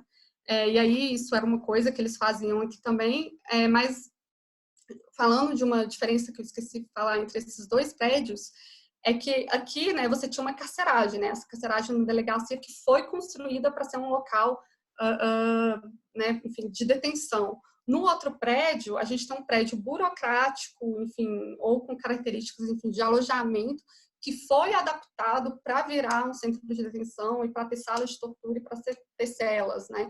Então, uma coisa que também que as pessoas que passaram por aí falam é que o outro prédio ele tinha essa sensação, né, de ser algo improvisado, algo clandestino. Então, os presos, quando eles ficavam detidos lá, e quando eles ficavam detidos lá, eram justamente na fase que os agentes queriam separar essas pessoas da população carcerária aqui da área da carceragem, né? Então, para lá eram os presos que estavam sofrendo ainda a primeira fase, assim, de interrogatório, de tortura, então tinham que ficar isolados. Então, a sensação de medo, né, desses presos que iam lá, ou de forma escondida, porque eram presos que eles também não queriam que ficasse em contato com os outros presos, porque aquela pessoa ia morrer, enfim, ia ser executada, né? Isso também acontecia na solitária, porque bastava se levar um preso encapuzado para solitário, que ninguém sabia quem estava ali, né? E aí você conseguia esconder aquela pessoa. Mas o outro prédio, ele era para isso, justamente para os presos isolados. Então, já era uma situação mais vulnerável. E, além disso, você tinha toda essa característica improvisada, né, desse lugar, que uma das pessoas que passou por esse lugar me falou, olha, você ficar no edifício 2 era difícil, no edifício 1 era difícil, mas você ficar nesse edifício aqui, a sensação que você ia ter era de que realmente você ia morrer, né? Justamente por conta dessa, digamos, essa aparência, essa ambiência, né? Que já é uma coisa que já vai afetar os presos, né? Essa ambiência de ilegalidade e clandestinidade que esse prédio não tinha, digamos assim, né? Bom, para fechar, né, que eu já estou falando aqui há muito tempo, agora a gente vai falar do DEOPS, né? O DEOPS também, a gente tem que entender que os doicotes, eles foram criados durante a ditadura, né? Eles são uma repressão, centros, órgãos repressivos específicos da ditadura civil-militar brasileira, os doicotes, né? Os DEOPS, não. Os DEOPS, eles já, antes da ditadura, né, eles já existiam, né? Já eram órgãos de repressão política e social que foram criados na República Velha, né? Justamente para que enfim, os movimentos trabalhistas, anarco-sindicalistas e comunistas, enfim, fossem reprimidos, né? E isso atendia, obviamente, ao interesse da elite política e econômica. Então, quando a gente fala dos DOPS, né, que existiram em vários estados aí brasileiros, a gente está falando de órgãos que já existiam, de órgãos repressivos que já estavam aí, mas que durante a ditadura, né, eles foram, digamos assim, militarizados, né, e seus agentes começaram a receber treinamentos, né, militar, né, por exemplo, como na Escola Nacional, enfim, de Informações, no qual vai formar muitos agentes aí deste órgão, né, mas aí é só para falar um pouquinho a diferença desses órgãos, né? Eu nem vou falar a diferença de funcionamento, porque o DECODE ele centralizava a estrutura repressiva aí dessa zona de defesa interna, né? E o DEOPS ele tinha uma função de cartório e tal. Não vou explicar isso porque não dá tempo, mas eu queria que vocês pelo menos tivessem essa noção de divisão, né? Que o DECODE ele é algo que nasceu, produto mesmo da ditadura, e o DEOPS não, né? O DEOPS ele mostra como que o autoritarismo e a repressão política, né? Ele sempre fez parte de alguma forma da nossa história, né? Enfim.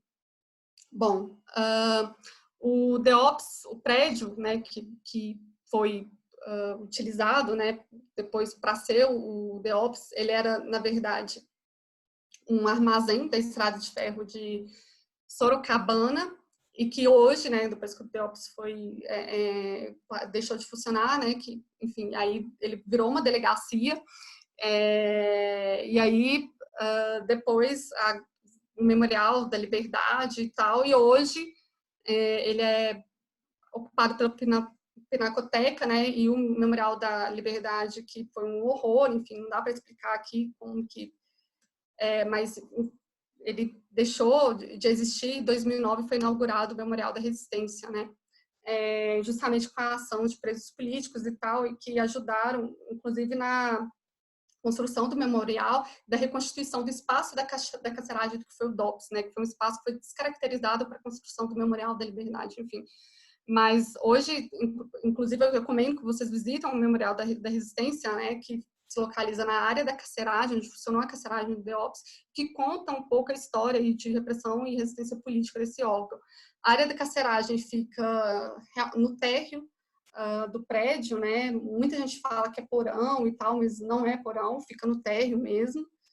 E no restante do prédio, né, você tinha todos os restantes, enfim, das delegacias, né, porque o DEOPS ele é um departamento no qual tem várias delegacias, né, você tem o serviço secreto do órgão, você tem a ordem política, a ordem econômica, você tinha restaurantes, enfim, salas de arquivo, tudo isso dentro desse prédio, né, mas o que a gente vai analisar vai ser justamente a área da carceragem, que era onde ficavam os presos, né.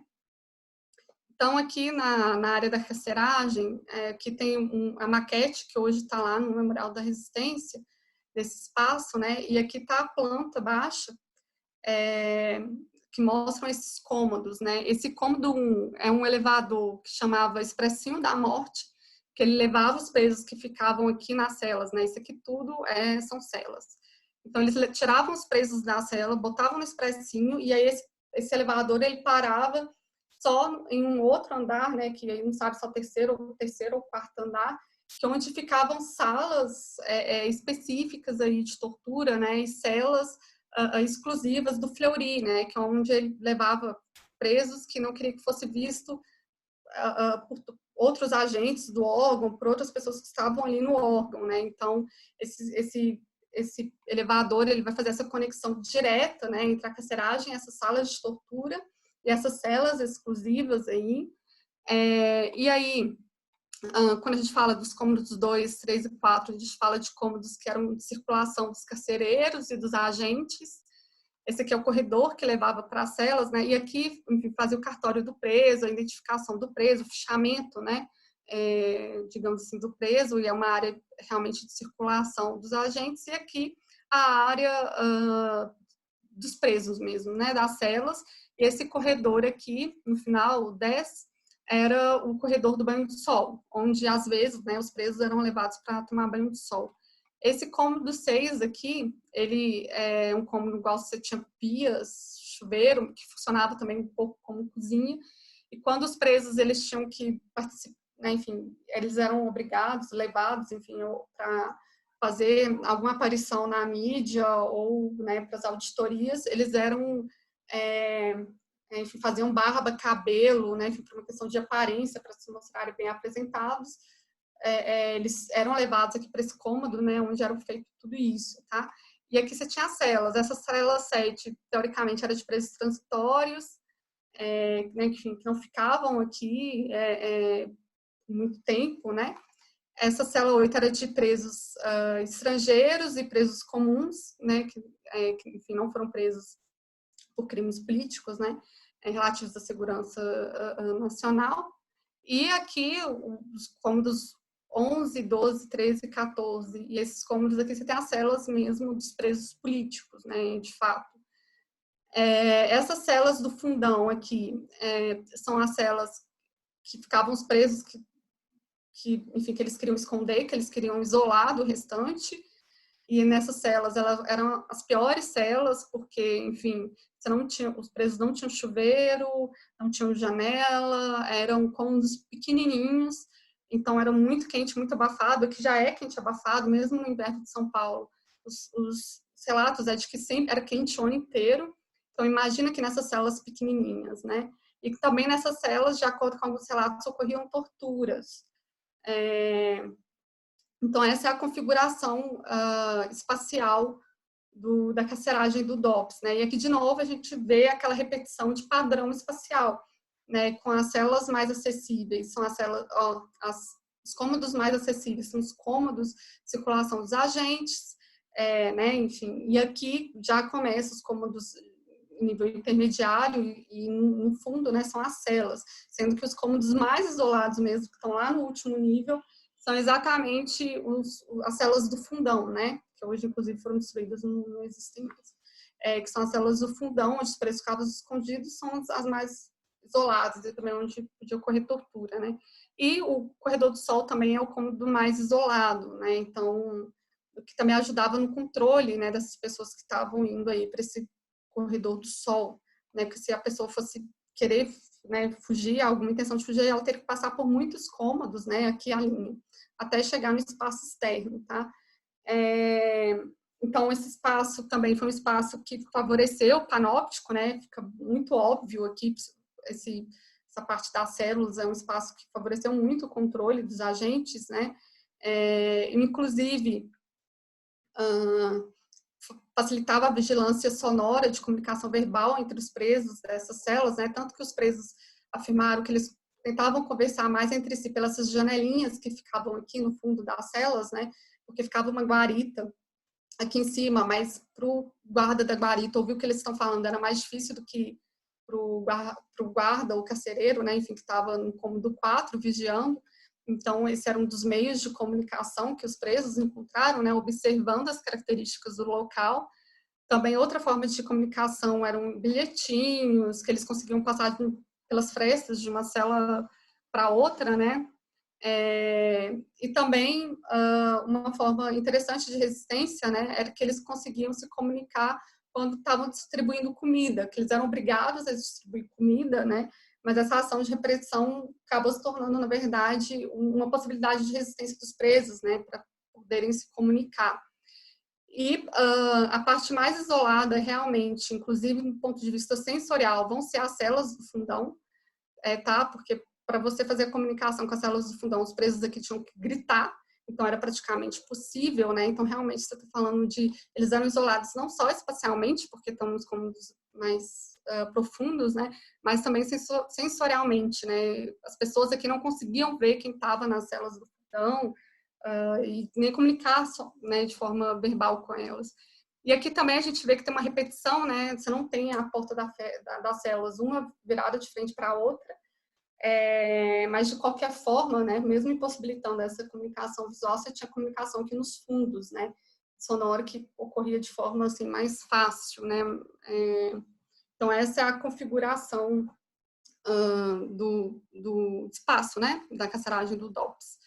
E aí também tem toda a questão que as luzes também aí ficavam acesas, que era extremamente quente, sujo, era muito sujo. Os presos aí, eles tinham a possibilidade, às vezes, de conseguir limpar um pouco as celas, né? Porque aí os presos recebiam visitas, né? Alguns, né? Que de acordo com os agentes já tinham passado, já tinham fechado inquérito, né? Eles podiam receber visitas e aí receber algumas encomendas, né? Então, inclusive, eles conseguiam melhorar, às vezes, também a comida, que também era entregado, que era outra coisa que todas as pessoas que ficaram no DOPS reclamam, né, da comida.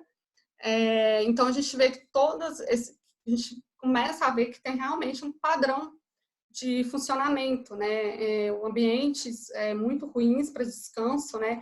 Aqui também às vezes ficava lotadas as celas, como também no DOI-CODE, e os presos às vezes tinham que revezar quem ia dormir, né? Fazer revezamento para quem ia dormir. Então essa questão da lotação, da luminosidade, da temperatura, a tentativa de isolar a comunicação entre os presos de diferentes celas, isso tudo são táticas repressivas, né, que se repetem, né?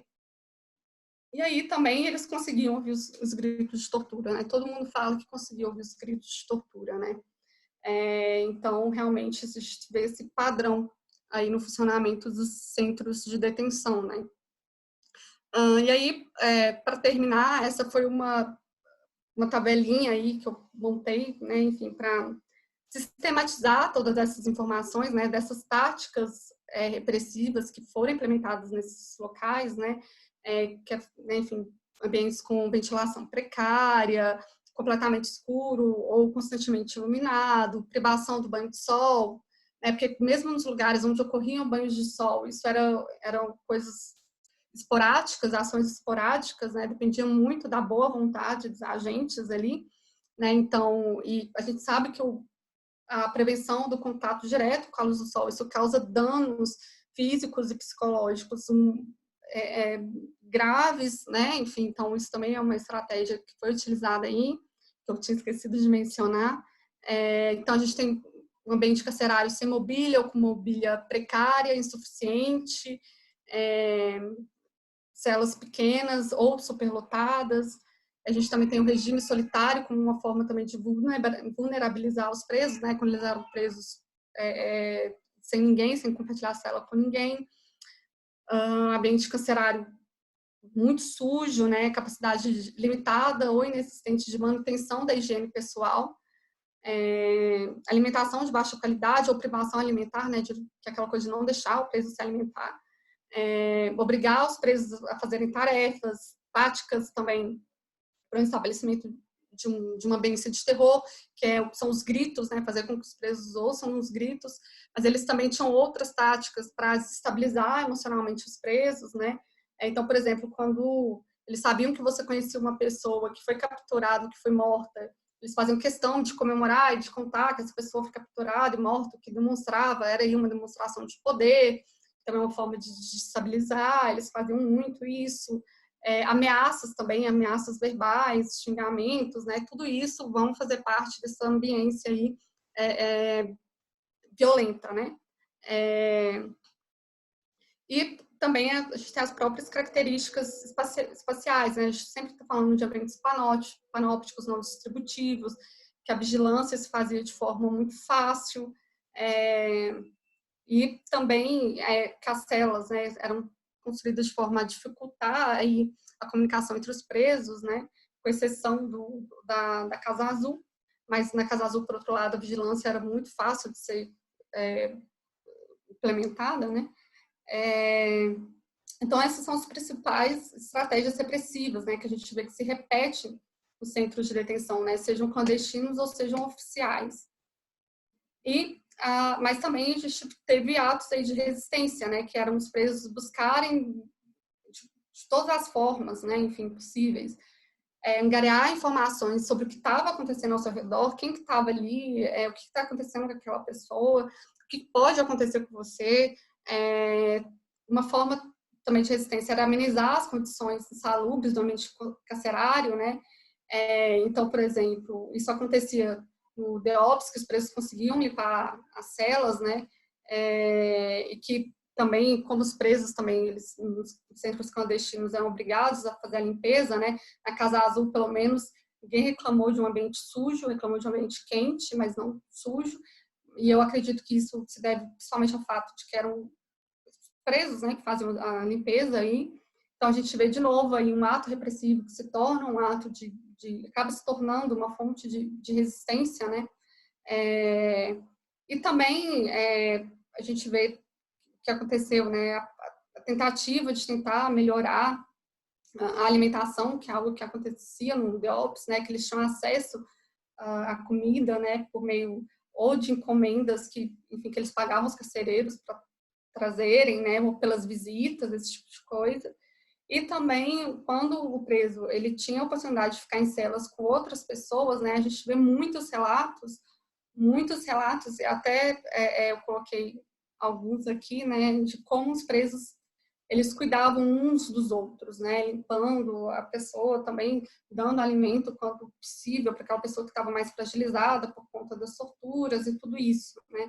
E também essa questão de tentar observar o que estava acontecendo à sua volta, de comunicar com outras pessoas, isso é algo que a gente vê em todos os centros de detenção, né? Enfim, na Casa Azul, eles faziam questão de tentar ver o que estava acontecendo na sala de tortura, né? Brechando, né? Ficando na pontinha da porta, isso é uma coisa que eles me falaram muito. E, enfim, são várias tentativas aí, né? De tentar criar uma sensação de controle, né?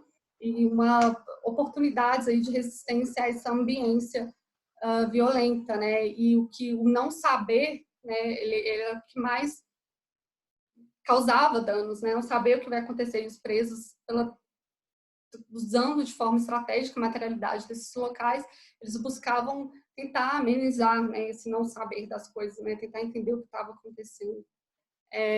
Bom, eu falei muito rápido aqui, tinha muito mais coisa para falar, mas eu vi que não ia dar tempo, então por isso eu tentei dar uma resumida, mas é muito mais do que isso, né? Tem outras questões aí que eu podia ter discutido. De qualquer forma, eu espero que eu tenha demonstrado para vocês de como essas ambiências, essas espacialidades, né, elas foram utilizadas de forma, né, enfim, a oprimir essas pessoas, a dividir, a separar, né, e de facilitar a vigilância sobre essas pessoas, mas também de fazer com que a experiência delas ali fosse uma experiência né, extremamente desconfortável, né, e eu espero que eu tenha conseguido demonstrar isso para vocês, né, de como esse desconforto extremo ele foi utilizado para fragilizar mesmo essas pessoas fisicamente, emocionalmente, né, enfim, e atingir sua força de vontade, sua capacidade de resistência.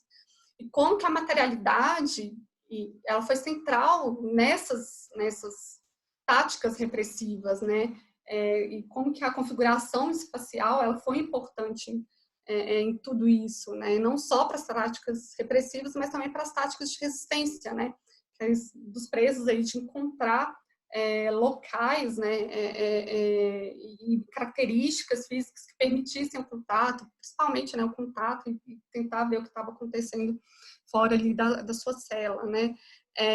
Isso tudo foi para tentar demonstrar mesmo como a materialidade ela foi central no funcionamento desses lugares. E quando a gente fala de centro de detenção, a gente está falando da espacialidade, né, e que por isso mesmo esses lugares eles têm que ser preservados, porque se essa materialidade se vai, todo um conjunto de informações sobre o que acontecia ali, como que, né, esses espaços funcionavam cotidianamente, tudo isso se perde. Então, a preservação desses locais, a acessibilidade a esses locais, né, para que outros arqueólogos, né, enfim, desenvolvam novos estudos, isso é muito importante, né? E principalmente também a transformação desses locais em lugares de memória, né? Porque a materialidade ela é muito importante aí no compartilhamento de narrativas, né?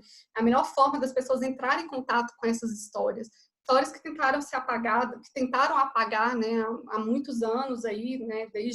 Desde o processo de abertura, né, enfim, ainda na ditadura, né, e depois com a lei da anistia, e depois, enfim, com a ausência de políticas públicas, né, voltadas aí para que fortaleçam, né, o direito à memória, o direito à verdade. Então, essas histórias que tentaram por tanto tempo, né, por tantos anos apagar, né, enfim, e fazer com que ninguém soubesse disso, essas histórias elas podem ser melhor compartilhadas também por meio da materialidade, né, entrando em contato com essa materialidade.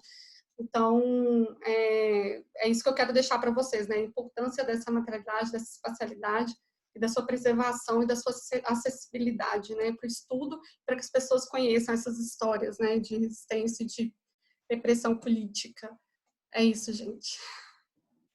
Ótimo, muito obrigada, Carol. Realmente muito esclarecedor seu trabalho, né? Foi um trabalho bem minucioso, embora um tema triste, mas necessário. E é, infelizmente, mais do que nunca necessário, né? Porque a gente está revivendo coisas estranhas nesses momentos. Então, realmente vale a pena falar, entender melhor todo esse conjunto, né, de coisas. Eu queria saber se alguém tem alguma pergunta para fazer para a professora Caroline. Deixa eu ver a mensagem. Está sendo elogiada, muita gente foi fazendo comentários, concordando com você, lembrando de coisas que eles assistiram e que viram. Enquanto as pessoas não têm muita pergunta, eu quero fazer uma. Eu queria saber que se nos prédios que você analisou, naqueles que foram construídos com propósito, né, de servir como aparato da ditadura, ele teria alguma característica, alguma estratégia diferente daqueles que foram prédios adaptados? Ou não? Então, o único local que foi construído mesmo, aí, de todas as análises que eu fiz para isso, foi o edifício 1 do DOI-CODE, né?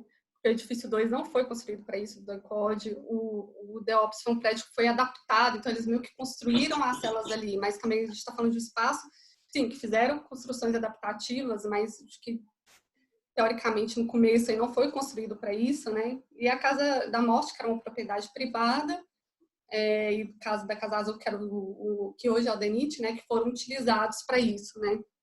Então, no que eu analisei, né, eu só tenho um caso desses, né, de algo que foi construído do zero para isso, ou se a gente considerar a construção também da carceragem do DEOPS, mas que a gente sabe que não foi do zero, né, foi um espaço adaptado ali para isso, né.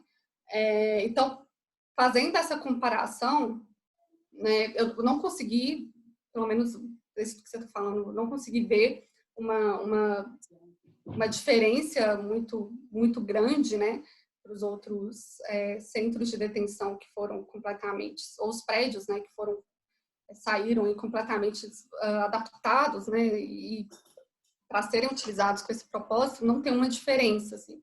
A única diferença que eu consegui reparar mesmo de distribuição espacial foi entre a Casa Azul e o restante, né? Porque o que acontece? A nossa sociedade é uma sociedade disciplinar, né? Como diria Foucault, uma sociedade que preza pela vigilância, inclusive não só na prisão, mas nos quartéis, nos hospitais, nas escolas e nas nossas casas, né? Uma coisa aterrorizante é você ver como que a Casa da Morte, que era um ambiente familiar, serviu perfeitamente como centro de detenção.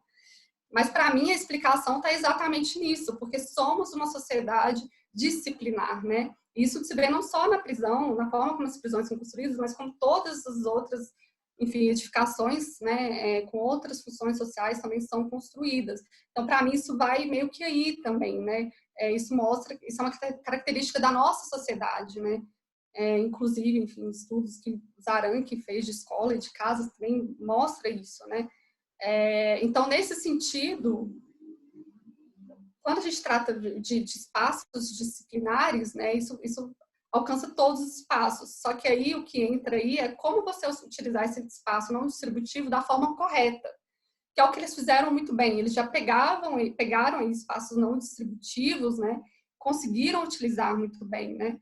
E aí a única diferença, o único caso que sai, edifício que sai da regra, da via de regra, é da Casa Azul, porque ele é muito acessível, e que a única forma que eu encontrei de explicar isso é que ele é realmente o que estava isolado. Porque mesmo a Casa da Morte estando isolada, você tinha ainda moradias ali perto, né? Não era completamente isolado. Tanto que eles faziam festas, enfim, para disfarçar que ali era um centro de secreto. E a Casa Azul não, você não precisava disfarçar nada. Estava, né, enfim, na mata, completamente isolado.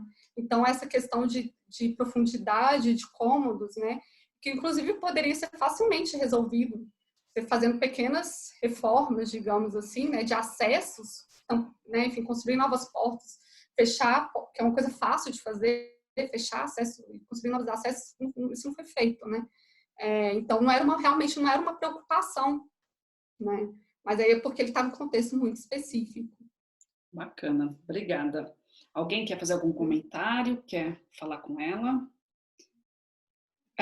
A Jéssica, eu acho que já se inscreveu aqui, eu acho que foi uma inscrição. Jéssica, pode abrir o microfone se você quiser e fazer a pergunta.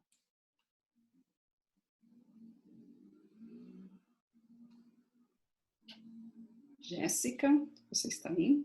Ela vai escrever. Enquanto ela vai escrevendo, então, a pergunta, eu vou te falar de uma coisa. Talvez, provavelmente, você tenha...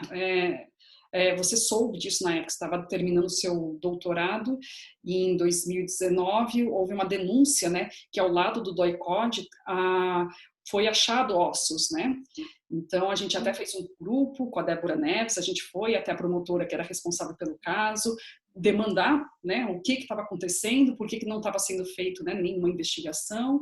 A promotora responsável realmente não estava muito com vontade de fazer nenhum esforço para saber, continuar a investigação. A gente pediu um retorno, né, a gente tentou fazer pressão, mas nunca tivemos uma resposta, né. Para quem não sabe, foi localizado ao lado do DOI-CODE durante uma construção para um edifício, ossos, de acordo, né, com uma denúncia de um dos trabalhadores. Logo depois, né, o empreiteiro mandou retirar, veio o caminhão, mandou para um outro lugar, um lixão, né, onde é quase impossível de se localizar alguma coisa, e essa pessoa foi numa delegacia, fez a denúncia, que eram ossos humanos, mas um delegado, né, de um município reconheceu, abriu, né, uma tentativa de investigação, mas como era de outro município, teve que voltar para São Paulo, e quando veio para São Paulo, o assunto morreu, né? Aí, nunca soubemos o que aconteceu, mas chama atenção, né, que bem do lado do DOI-CODE há essa denúncia, né, e para variar, uma investigação não concluída, que é uma pena mesmo. Deixa eu ver aqui, que está chegando a pergunta dela. Então, a Jéssica, vocês estão me ouvindo? Que eu estou vendo a imagem parando, eu não sei se é a minha internet.